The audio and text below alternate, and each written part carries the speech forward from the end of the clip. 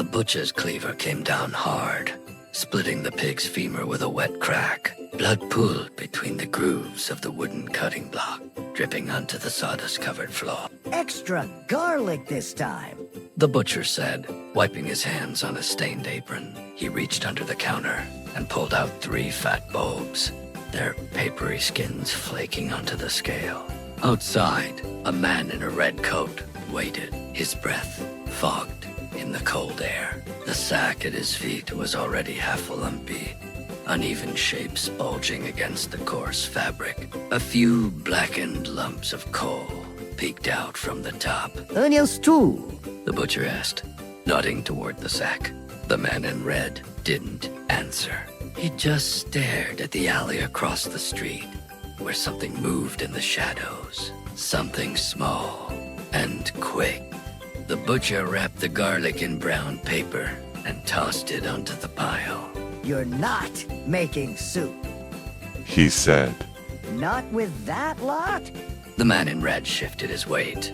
A muffled clatter came from the sack sticks settling, or something pushing against them from inside. His gloved fingers tightened around the drawstring. Across the alley, the shadow darted again, a glint of teeth.